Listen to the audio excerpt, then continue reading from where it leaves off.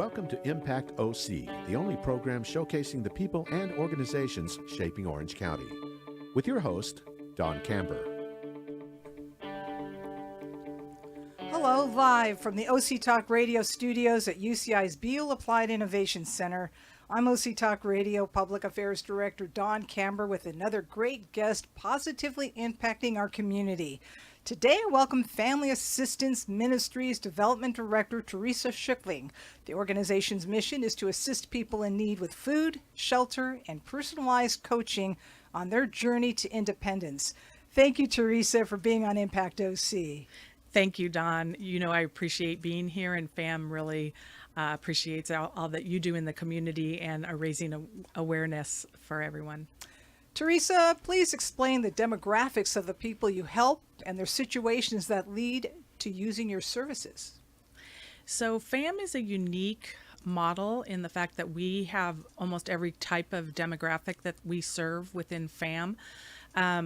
We have everything from the unhoused, but they only constitute 6% of our actual clients. 94% of our clients are actually housed. And in that group of people, you have everyone that is just in the area of needing prevention to keep from becoming unhoused. So we have people that we help with food. We have people that we help with utilities. We have people that we help with rental assistance because we believe in prevention to keep people out of being unhoused. And so our goal is to help them with their own program to work towards independence and self-sufficiency. And so we have different programs available to help them along that path. And you use the whole person approach. Yes, we do. So for us, that's why we start with case management. So we have case managers that work with each individual person to assess where they are right now. And that could be anything from needing financial guidance to schooling to mental health to medical needs. It could be they need assistance with other areas, whether it be job coaching, and it could even just be they can't get to a job because they don't have a car. So we start with where the people are at the moment, and then we help them build a plan for moving forward to get to the next level that they need to get to. How do they reach out to you for you to help? So we have a number of different ways that people reach us. A lot of them are referred through government agencies, Cal Optima, Medi-Cal, things like that. We have many of Mission Hospital is one that refer people to us. A lot of people will go on 211, part of United Way. They will find us that way. Sometimes it's word of mouth. They talk to other people, that people make recommendations for them to come seek us out. So who are your staff and volunteers? So we have over 2,000 volunteers, which is amazing. We literally could not do what we do without our volunteers. As I was telling you earlier, we are one of the larger agencies in South Orange County, and because of that, to try and make the best out of the money that we have coming in, we use a lot of volunteers. A number of them work in our food pantries that we have. We have the food pantry up in San Clemente, and then we have 3 satellite pantries in Dana Point, San Juan Capistrano, and Laguna Niguel. And that's all run by volunteers. And then we have our staff is case management, and then obviously admin people are also staff. But it's a very small staff compared to our volunteers and the rest of what we do. Where do you get the food? So we are a food rescue, which is great. We go to 39 different resources, grocery stores, and food warehouses and things like that have food that they want rescued. And so we pick up food from them on a daily basis. We have trucks that go out every morning picking up from the different grocery stores and places like Trader Joe's that are in the area. They bring them back. The food is sorted by the volunteers.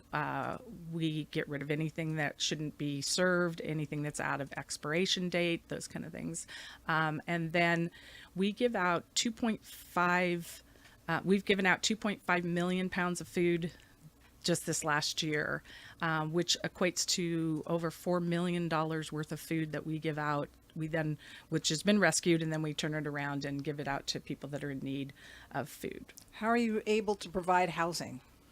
So we have a couple of different things that we do. We have two shelters. One is called Family House. We are one of only two agencies in South Orange County that actually will house families together. And for us, that's very important. We think keeping a family together is the best solution for everyone. So we have Family House that will keep families together. It's also, you can also be women with children or pregnant women. And then we have our Gilchrist House, which is mainly for women and women with children. And you have coaching on site, or they go to another site to get the coaching to get them on their feet? So a little bit of all of the above. We at the two shelters that we have, we do have people. Our case managers will go there, as well as the clients will come to our administrative offices to get a lot of the services that we have. But we do a little bit of both. We also we have transitional housing as well, which is they are located in various parts of Orange County, and so those people would come back to us for services, but they retain their case managers, so the case managers will work with them and make sure that they're on the next path, so that we don't. When someone's in a shelter, we try and have them work through the program within 90 days, so that they're moving forward. Some of those people then will go on to transitional housing, and they will be there for hopefully less than a year. Sometimes it's up to a year. And so we don't want anyone to drop through the cracks. So we will continue to work with them with case management to make sure that they're moving forward. So who are you helping? What are the ages of the people you're helping? So right now, our fastest growing population, which makes me very sad, is senior citizens. So we have clients that are all the way up to 100 years old, which is really sad, because those are the people that have done nothing wrong. They're in the situation they are just because of the economy. They were educated, they've had jobs, they've received Social Security, but it is just not enough to survive here in Orange County, as I think everyone can imagine. And so our seniors need help. Sometimes it's just with some rental assistance. Sometimes it's food. If we help them with food, then they can use that money towards other things. Sometimes it's with their utility bills. We'll just help with utilities, because those are the things that people didn't expect when they were planning for retirement. They didn't realize how expensive electricity would be, gas, those kind of things.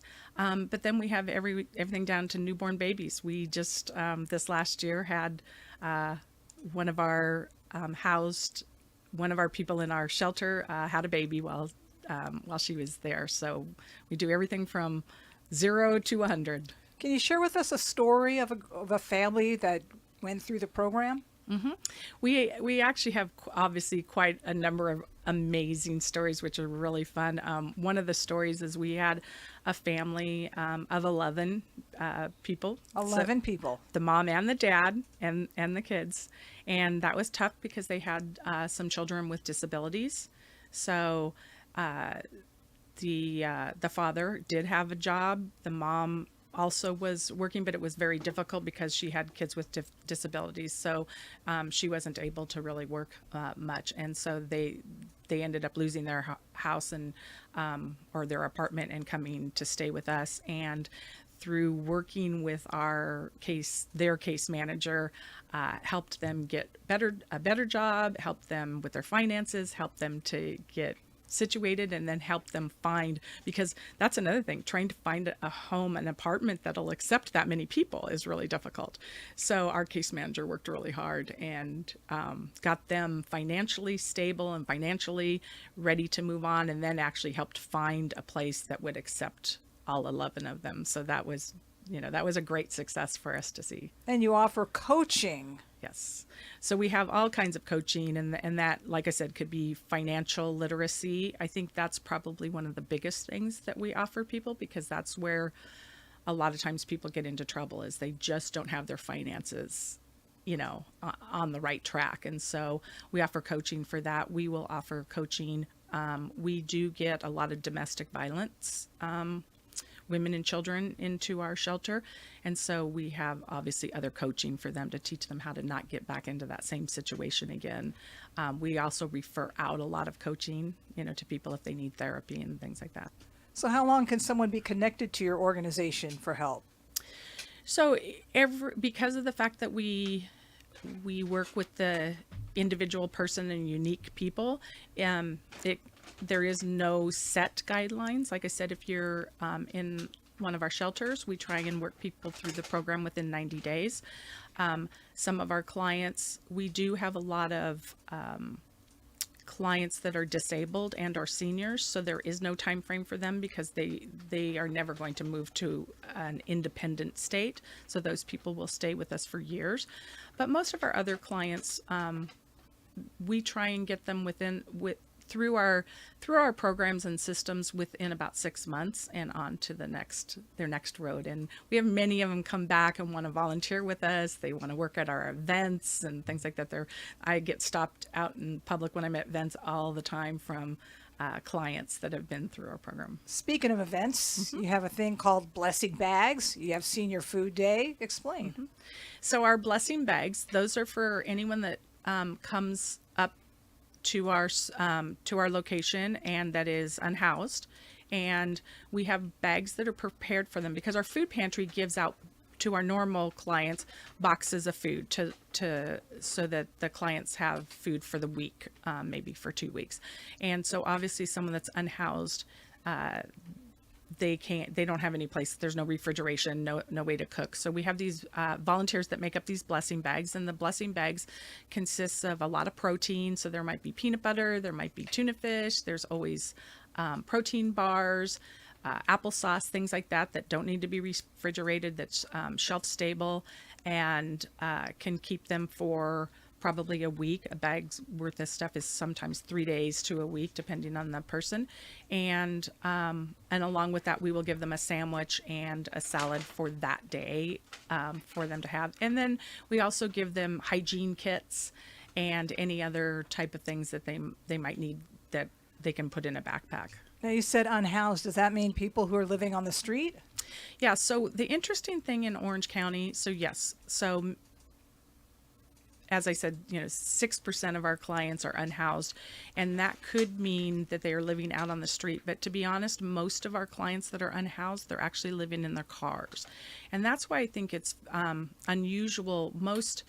Most people in Orange County don't think that there's a problem with people not having homes because they don't see it as readily as you would, say, in LA or something like that, where there's a lot of people on the streets. Because in Orange County, if you're unhoused, most of the people are living in their cars, and most of those are actually families.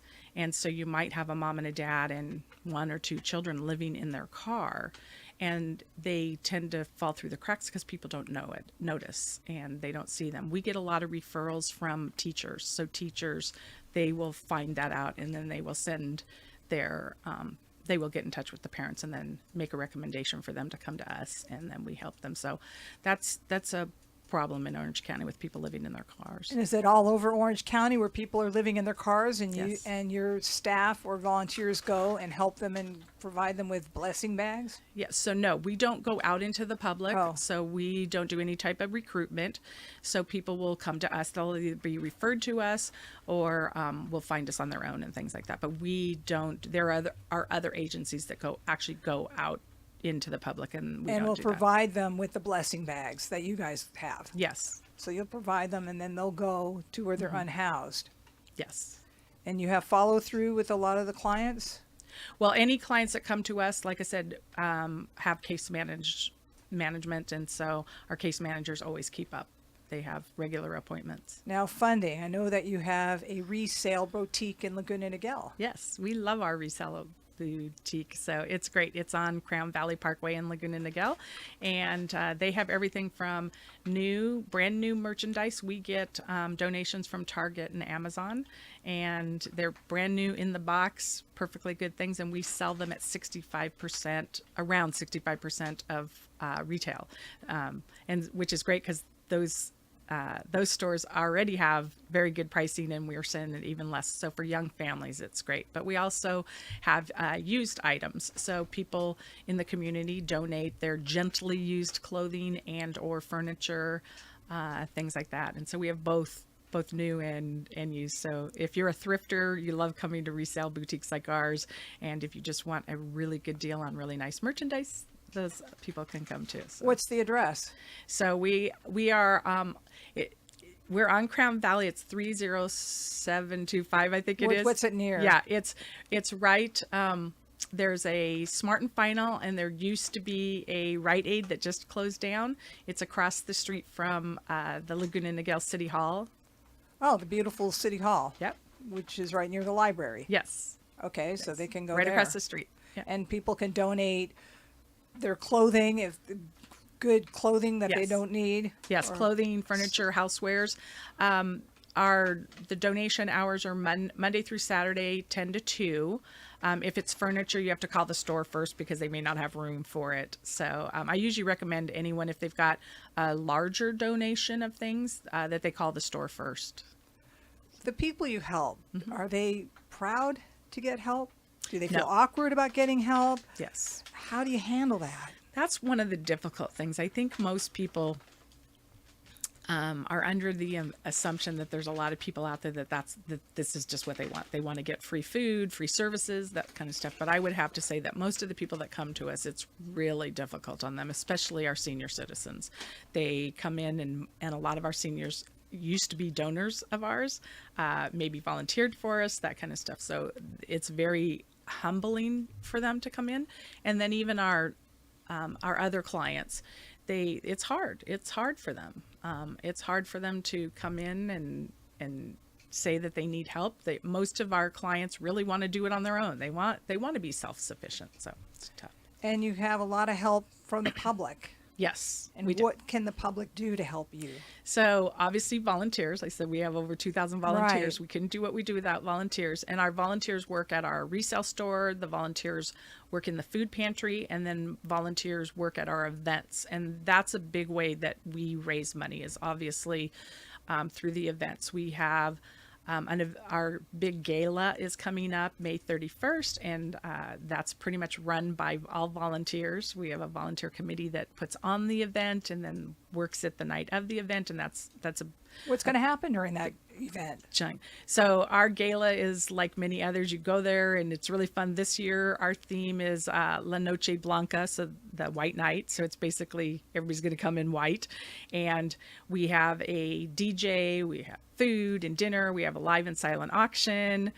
So it's a really fun night. It's on a Friday night, May 31st. And people can, right now what we're looking to do is get sponsorships. Companies or individuals that want to sponsor or underwrite the event. And then obviously buying tickets or tables for the event, that really helps. Explain how people feel when they help your organization. I think that's probably the best thing. I think that's why people volunteer and are on staff at FAM, because I think when you're working with our clients and knowing what you do and how that's being received, I think we get more than our clients actually get. I think it makes us feel much better. Do you come across people who never in their wildest dreams ever believed they would need help, and then they seek it, and then they have to keep getting it because they don't have any other choices? Yes, we do. I would say, though, that most of our clients move on and they do become self-sufficient. But obviously our seniors and anyone with disabilities, those people, they need to continue to receive services over a period of time. And that's tough. That's tough for them. What helps them get on their way to moving on? I think because of the coaching that they receive, I think for a lot of people, they just don't know where to start. and they get stuck in a rut with where they're at. They're not sure of what services are available. So I think by having a case manager and that case manager opening up options for them and giving them ideas, because we don't force them to do anything. We try and help them figure out what's best for them. And so in the process of doing that, they discover things that they didn't even know they could do or didn't know services that were available. Many of them go back to school, which is great. Or, they might be going to school at night or something like that to get a better education, get more job training, maybe a skills type school to, that kind of stuff. So. USDA food distribution, what's that all about?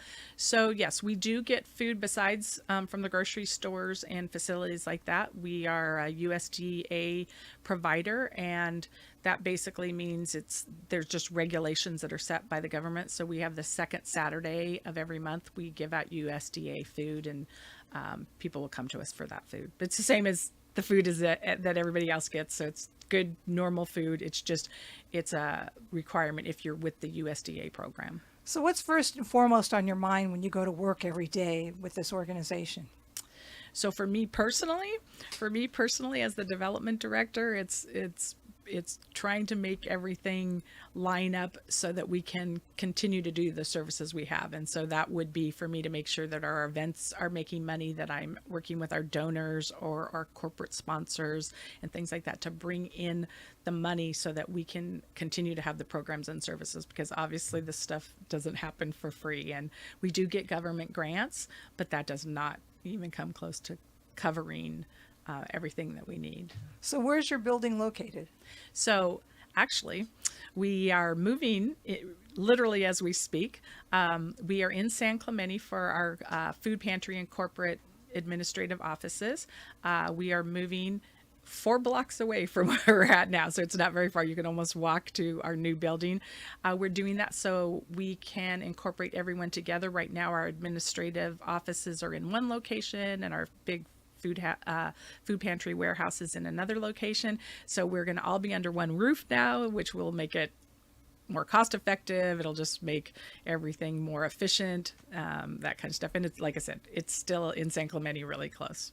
And the donors, are they happy about being able to provide for you many times over? Yes, we have amazing donors. I know many of them, and it always amazes me at what they are willing to give, both financially and in talents, with what they do for our organization. So and most of our donors, once they become a donor, continue to be a donor.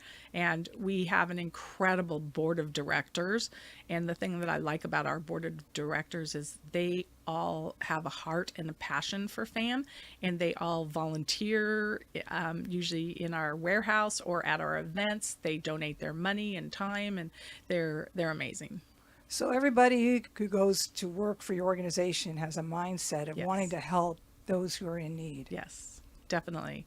I think that's the thing that attracts.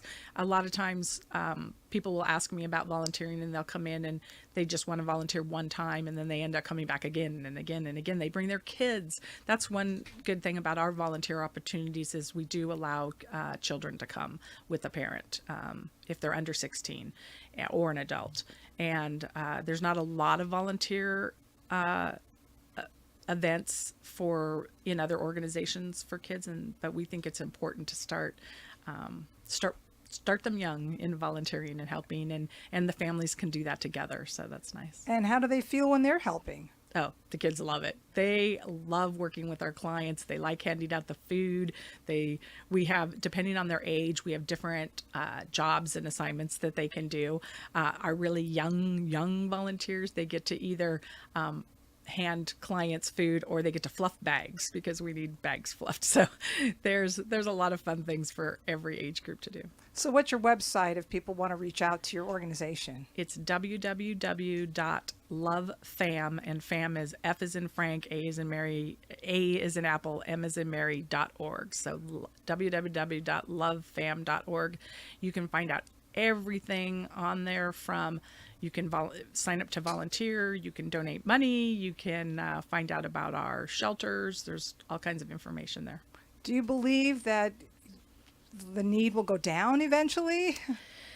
Unfortunately, the way it is now, I'm not so sure. I do know that most everyone that is involved at FAM, our goal is that in 10 years we're out of business because the need is not there anymore. So that's our big joke, is that we all hope that we're put out of a job soon, because then it means that everybody's being housed and fed and that kind of thing. But the way everything is right now, I don't see that happening anytime soon, unfortunately. Thank you, Family Assistance Ministries Development Director Teresa Schickling, for being on Impact OC. I thank everyone for tuning in. I'm OC Talk Radio Public Affairs Director Don Camber. Have an impactful day. You've been listening to Impact OC, the only program showcasing the people and organizations shaping our community. Right here on Orange County's only community radio station, OC Talk Radio.